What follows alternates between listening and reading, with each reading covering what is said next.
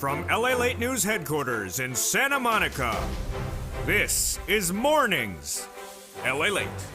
Good morning. It's a Sunday morning, and the toast is toasting, the butter is buttering. I'm here, you're here, and soon could be fourth stimulus checks. A push is underway, and now a broadcast meeting behind it as well to give you monthly stimulus checks. This would be a lot of checks, at least 6 checks from a Senate proposal, and at least 18 checks from a House proposal. But could the House proposal get its way? I'll compare and contrast the two proposals across the board on a very windy Sunday, and suddenly the wind could be blowing in some stimulus checks as well. Meantime, Ron Wyden, yes, that senator from Oregon, proposes $6,000 of additional stimulus checks for you as well. I'll analyze which families across the country and which households would get those $6,000 stimulus checks. Meantime, as we go into a new week, we look for new data for unemployment coming this Thursday. Could we have another blowout week of unemployment data like last week? And I'll respond to your comments about what the last week's unemployment numbers showed. Meantime, we have new earnings reports coming next week after the blowouts last week from Morgan Stanley and Wells Fargo.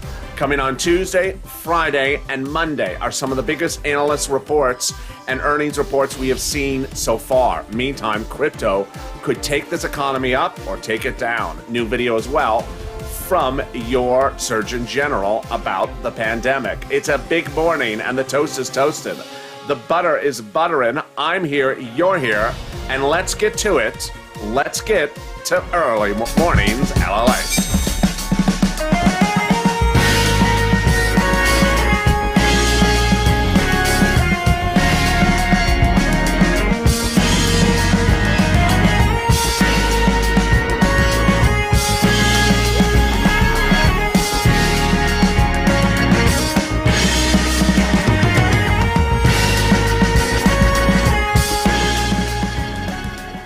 Good morning. Senator Ron Wyden proposes to give you $6,000 of stimulus on top of monthly stimulus checks.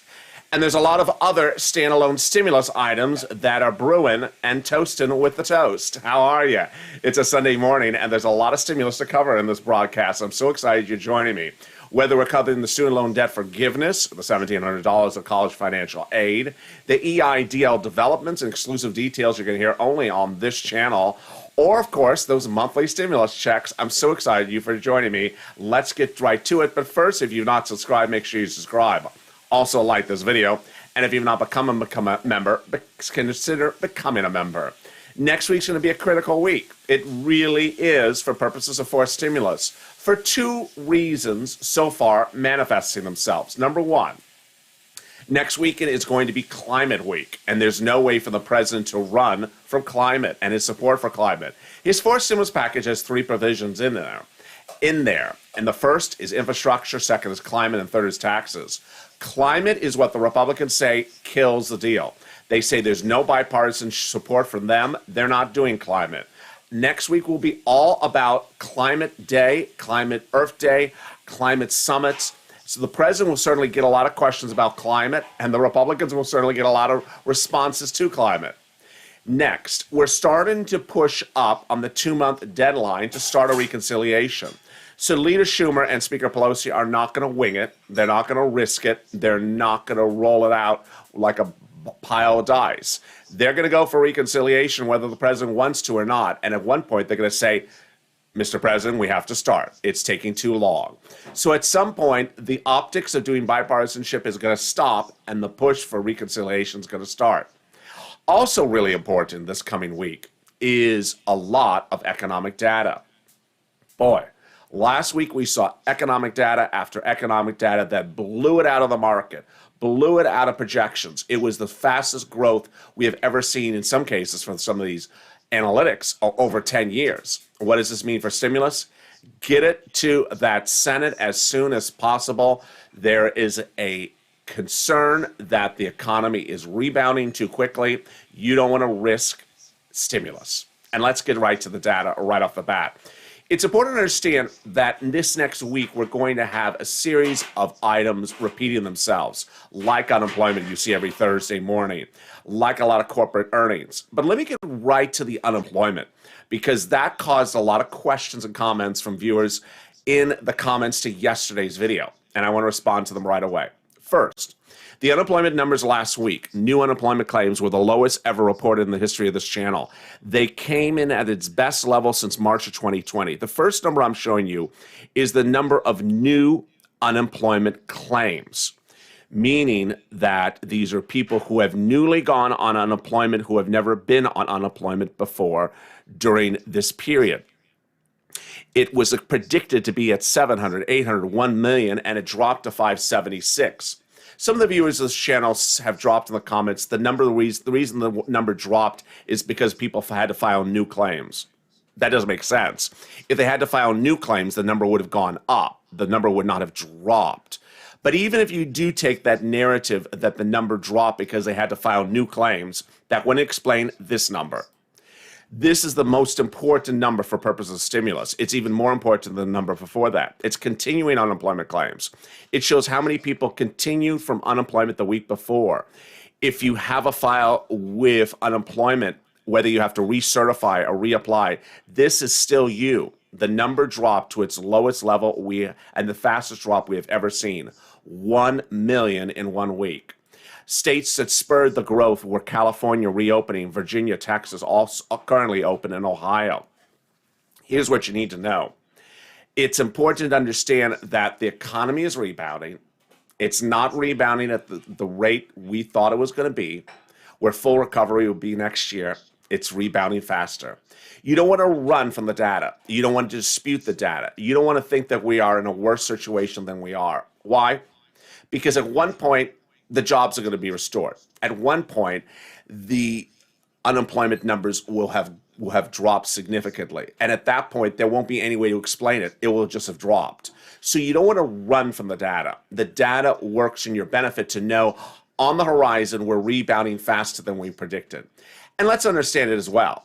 In the last week, we had a lot of economic data, and one after another, the numbers surged through the roof, absolutely through the roof. It wasn't all unemployment data. It was CPIE, it was PPI. I'm going to go over all that in a second. It was corporate earnings. It showed the numbers rebounding. Here's what you need to know. Up to a few weeks ago, we thought that the economy was not going to be fully recovered until January of next year. Now it shows that we won't be fully recovered until potentially the end of this year, much earlier. But the question is, could it be even earlier? Could it be this summer?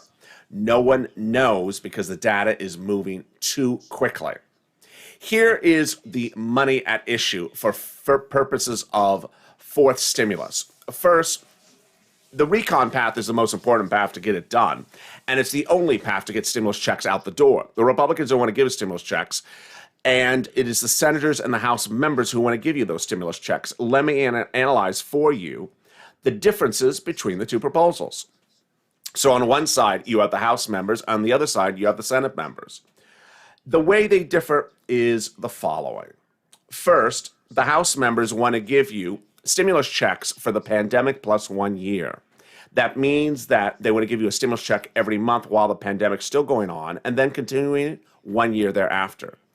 The senators want to do it to the end of this year. Who are these people?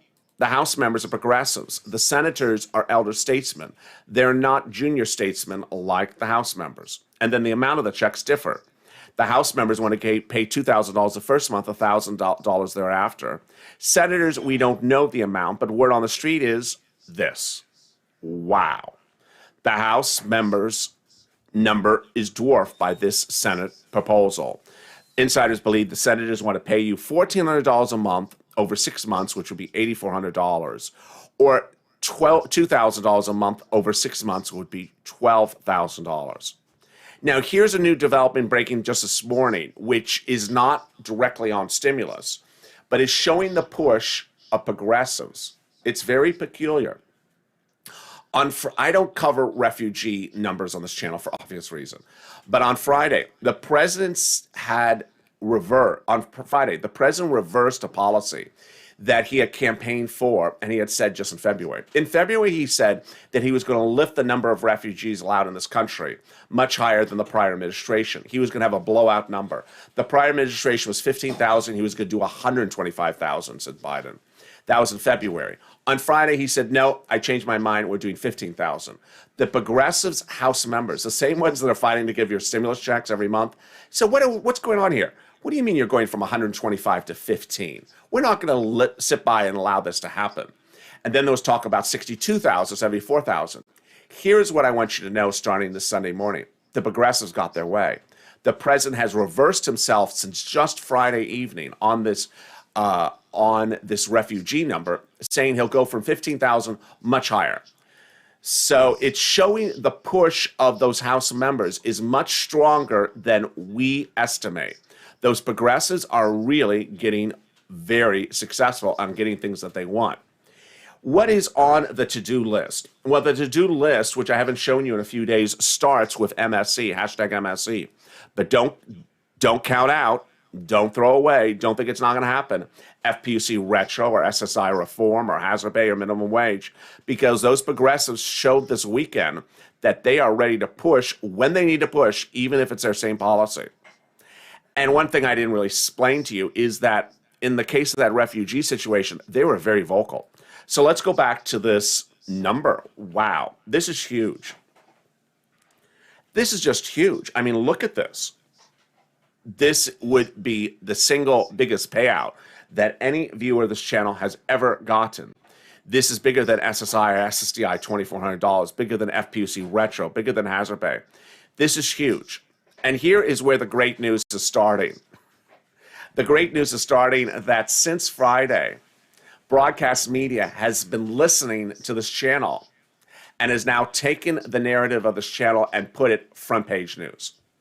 Multiple fourth stimulus checks is now a front page broadcast financial news channel story. This is huge, folks. Not so much for patting myself on the back, but because it is now the focus of the American people. The American people now see who wants it, House members, Senator members, how they want it, how they've argued for it, who've been pushing for it, and how they're trying to get it to the finish line. This is huge. Purple Power, you need to continue to do your thing. You need to take the videos and share them and push them on social media because this is working. This is working because now, suddenly, this story has become front page media. Also, among the big issues that is adding to it is that Ron Wyden offer. Ron Wyden has proposed on Friday a $6,000 stimulus on top of the monthly stimulus checks. What is this for, and who is this for? FPUC, PUA, PEUC are going away in September, and Senator Ron Wyden's proposal is to fix that. And what does he want to do? He wants to give PUA people benefits lifetime so often as they need it. How much is he going to give? $250 a month, $250 a week for 6 months, which would amount to $6,000 per year if you're a PUA person. If you've been on PUA, you know you're a PUA person. So if in the future, let's say as an Uber Lyft driver, you're not making enough money, or you're an electrician, you can't get any work, or you're a plumber. These are not W-2s, these are all 1099s, independent contractors, sole practitioners. He wants to give you $6,000 a year as often as you so need it under a standalone bill. Standalone bills are among the other issues we're going to see next week, and that includes the student loan debt forgiveness. Yes, I'll have the latest update about that $50,000 of student loan debt forgiveness coming up in a second, but first, here's a little bit about the community page. If you want money right now, not 5 days from now, and not 5 weeks from now, then reach out to the community page.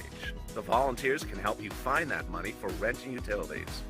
That's at news.la.com/community. The community page features a series of volunteers who are viewers like you. They can help you find rent, utilities, SNAP, food benefits, mortgage assistance, and help you with eviction moratorium questions as well. Their Facebook, Twitter, and Instagram individuals reach out to them and indicate the city and state you're from, and they'll get back to you shortly. That's a community page. Volunteers working for you, viewers helping one another. Stay with LA for more.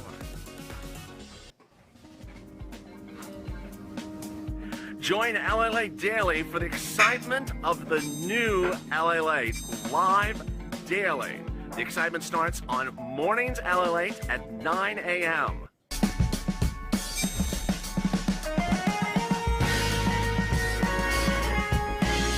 Home LALATE returns at 11 a.m. daily.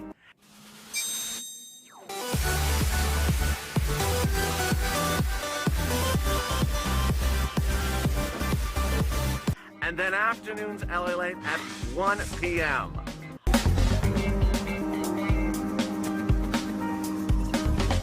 Join us daily as the excitement continues live from Santa Monica on LALATE. And the excitement continues on LALATE in 2 hours from now. Join us as our new schedule heats up. It's very easy to follow our shows.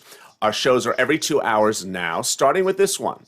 Next up is noontime at 2 hours from now, 2 p.m. Pacific Standard Time. Excuse me, Eastern Standard Time. Then we go into afternoons LALATE, and that is 2 hours after that. From there, we go into our late night and evenings programming time slots.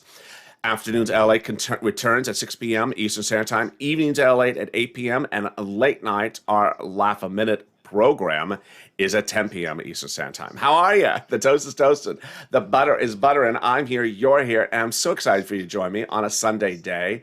It is very windy here in Los Angeles. It's getting very hot within just a few minutes. It's like heat wave weather suddenly. I don't know what's going on. I hope you are safe where you are. What's the weather where you are like? I see Trish in the room and Crystal and Linda.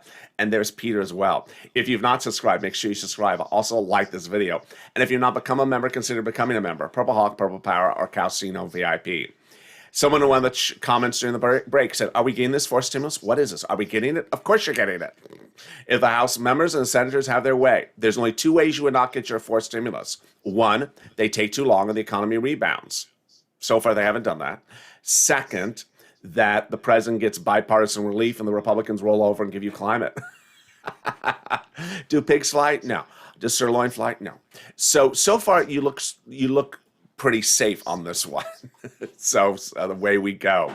Let's cut back to that forced stimulus and let's go over the path to get it done. Here's what you need to know is the path to get forced stimulus done is going to be a two-step process, reconciliation.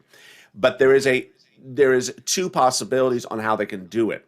First step is the reconciliation. It's a procedural step. It's very easy. Nancy Pelosi calls for a reconciliation bill in the House. They vote on it. No substance. Just says that we agree to do a reconciliation. No, not about what, just that they're going to do one. Call for vote, pass, off to the Senate, pass to the president, sign it. That's the tow truck. It is now passed over the finish line. Then they go back and do the tow hitch, which goes on to the tow truck. They decide on what goes into the actual bill. Well, you know what the president wants in there. He wants infrastructure. He wants climate. He wants taxes. Then comes the add-ons. Does Speaker Pelosi want to give $25 billion to a foreign country? How about a raise to the Department of Copyrights? How about a new park on a new park bench down the street? That's where they start to add their add-ons in. At that point, that's where the House members could put in those monthly stimulus checks. If you watched LALATE yesterday, there's a new political report out this weekend that shows, for the first time ever, that no one has ever known that Speaker Pelosi and House member Omar are very close and keep their friendship very quiet. Who is Omar? She's one of the vocalists, the most vocal of the progressives for those monthly stimulus checks. So wow, there's over 100 House members like Omar who have told Pelosi and the president they want those stimulus checks to go out monthly during the pandemic and continuing a year after that. So could they put that in during that tow hitch's visit to the House? They could. If it passes, then what? Then it goes to the Senate. At that point, it doesn't make a difference whether it's in there from the House or not in there, because the senators are going to modify it or not modify it. Because the House members want to give more money on their check line than the House members and potentially want to give it over a shorter period of time. Viewers of this channel were asked yesterday and the day before, would you prefer to get less amount of stimulus but faster, or more stimulus but slower? And viewers said faster. The Federal Reserve said, yeah, about 50% of Americans all Americans keep about 50% of the stimulus in the bank. They don't spend it. So if you look at the calculations, House members want to give you 18 months approximately of $1,000 checks. That's $18,000, but it takes you 18 months to get it. House Senate members, maybe $2,000 a month for 6 months. That's $12,000, but it only takes you 6 months to get it. Viewers said, I'd rather get faster. What do you think? Faster or slower? Drop in the comments right now. Do you prefer faster or do you prefer slower? That is for purposes of stimulus. So someone asked, is this going to happen? Yeah. The only thing that would derail it is bipartisanship, which doesn't seem like it's happening. And the second one is the rebounding of the economy. Now, the rebound of the economy is a very big issue. And we're going to go over that right now. Last week, we saw a series of economic data that showed this economy, folks, is rebounding very quickly. It's not rebounding to the extent that it'll be fully rebounded yet by August, but there's a worry it could be fully rebounded by August. Let's look at the economic data and what came in last week, and I'll show you what's coming up this week.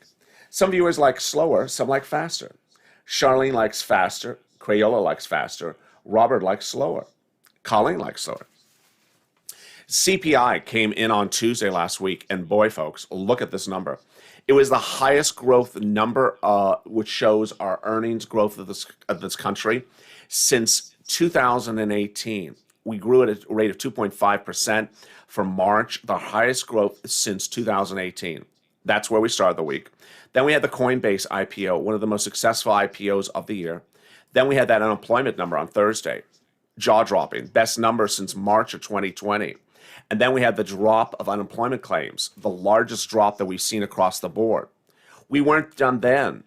Then we came in with retail sales, which is just mind-blowing. It's just mind-blowing. Look at this number. In February, we had lost traction on retail sales. Wall Street is estimating us to grow to 6%. We grew at 10%. Insane.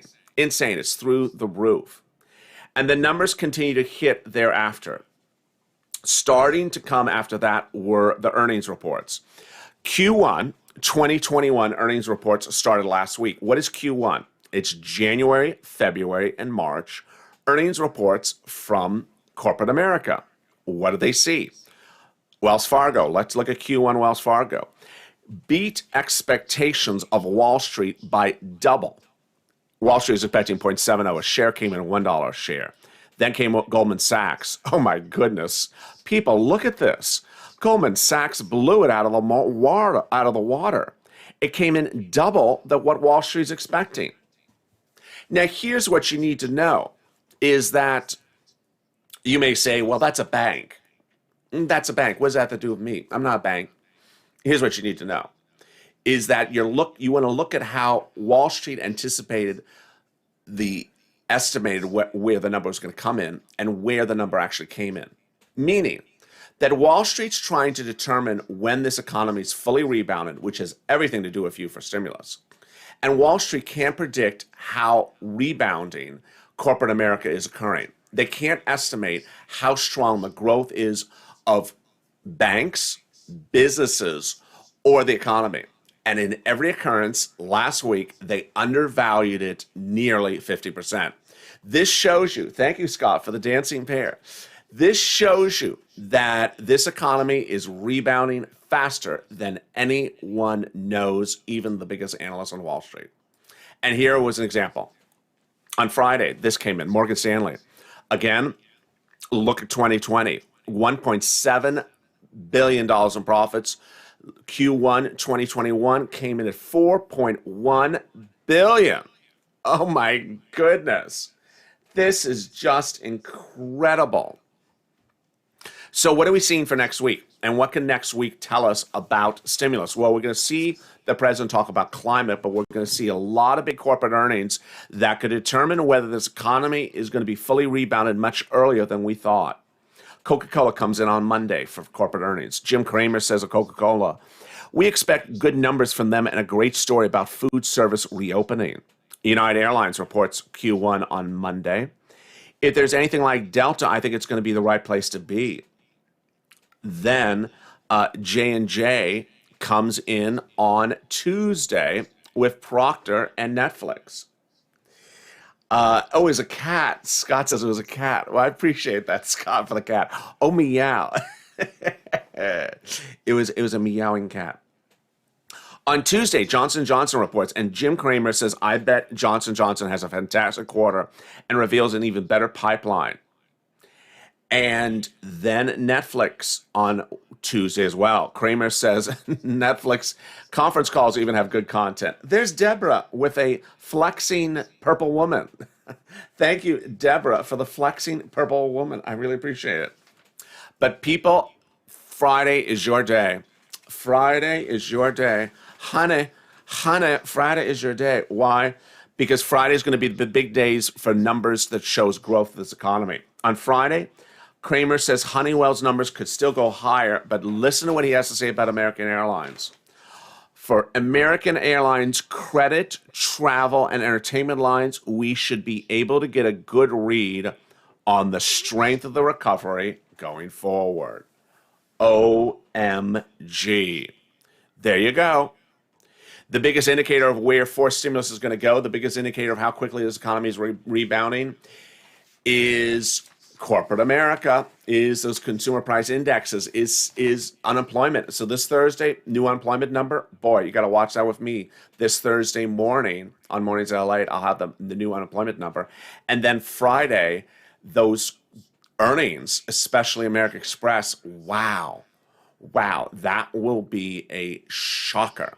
Meantime, new video from the Surgeon General that talks about the need to go get vaccinated as the number of COVID cases continue to rise. We're now at the highest rate of COVID cases since summer of last year. Let's listen in to what he had to say in a new video released. About getting vaccinated stems from questions about how safe the vaccines are. And this week is a reminder that safety is our top priority. Even when an extremely rare safety event occurs, our scientific agencies will act with thoroughness and transparency so people can remain confident in the vaccines that are recommended to them. And as much attention as the J&J news has received, though, what I'm most concerned about, the numbers which are most on my mind, are the rising cases and hospitalizations among those who are not vaccinated. Over the past year, the virus keeps reminding us that the risks of actually getting COVID are quite significant. It's cost us more than 500,000 friends and family members and has led to hospitalizations and prolonged symptoms for many, many more. Meantime, let me give you a big update about everything else, like student loan debt forgiveness, EIDL, and the business grants, and the other things that are happening across the board. First, the student loan debt forgiveness. The student loan debt forgiveness by executive order, not by bill, because there is a bill in the Senate for it as well, is still sitting around. The president's education secretary, Miguel Cardona, was given the instruction to prepare a memo about the legal ability of the president to forgive student loan debt by executive order last Friday. The memo wasn't delivered. Thank you, Morticia for the dancing bear. I really appreciate that, Morticia. The executive order memo that would explain whether the president can or cannot forgive student loan debt by executive order, the memo was due last Friday. It was not produced, as we have heard. I've not seen it anywhere. And the question is, when is Chuck Schumer and Liz Warren about to hit the table and say, wait a second, you gave your education secretary 2 weeks to do this. Where is it? This needs to be done. You already agreed to have a determination based upon his order. Where is the memo? So I expect that to heat up right away. If you want, you could certainly tweet Schumer and Warren, say, where's Cardona's letter to the president that was due last Friday about student loan debt forgiveness? Warren says that Obama and Trump both forgave student loan debt, and so the president, Biden, has complete executive authority to forgive $50,000 of student loan debt. This is by executive order. This is not by bill. Next, the EIDL and the business grants. Big updates for that. First, the EIDL, I have two exclusives to report. First, I have viewers who are getting the remainder $10,000 grant. Congratulations to those of you. Second, the invitations are coming randomly in no particular order. So don't expect they're coming chronologically. They're not. And then when you reply to them quickly. Finally, The $5,000 EIDL grant from the third stimulus doesn't look like it's going to happen, folks, even though that is the law. I mean, it's sort of crazy, but it's SBA. What SBA is doing is they're taking that money and using it to pay off the 2020 EIDL grants first. Then I can also tell you that if you replied to the EIDL grant increase in February and have not heard back, you're stuck in another vortex. Yes, there's another vortex underway. And so those applications are currently stuck. The shuttered venue grant was supposed to go live last week, and it still had technical problems since crashing its first time. SBA sent out an email on Friday, which I obtained, that said that it's about to go live again, but they're not ready for it. They will update us when the computer systems are ready to do it again. Finally, the PPP grant has been extended, so go reach out and get a PPP grant. Big, great questions across the board. I'm so excited for you. I'm back in about 2 hours from now as Mornings LA slides into noontime. And I see a full room of people. I see Jazz, and I see Sean, and I see Knut, and I see Jerry. And there's Ann, and there's another John, and TC, and Jennifer, and Crystal. Remember today's programming schedule, which I think you're loving. I'm liking it. It's easy breezy and easy to follow, is the following. Mornings goes into noontime in 2 hours from now, 2 p.m. Eastern Standard Time, followed by afternoons LA at 4 p.m. And then afternoons again at 6 p.m., followed by evenings LA at 8 p.m., and then late night at 10 p.m. If you've not subscribed, make sure you subscribe. We're approaching our 1-year anniversary later this month, and that's April 25th. We're trying to get to 400,000 subscribers, so give a subscribe. Also, like this video, 3,000 likes. It really helps in the algorithm rankings. And consider becoming a member, Purple Hawk, Purple Power, Calcino VIP. Thank you for your wonderful, kind comments and clarity last night on our Laugh-A-Minute LA Late Night. It's now very clear to viewers that LA Late Night is not an informative show. It's a fun show, just to keep our spirits up, to keep us laughing, and keep us moving to the next day. So I think people now understand what that show is. If you want real informative news, the last show right before that is Evenings LA. Sirloin's not going to give you information. He just keeps on the Cadillac. With that, stay informed, stay focused. I'll see you a little bit as Noontime LA kicks up next. And stay with LA for more.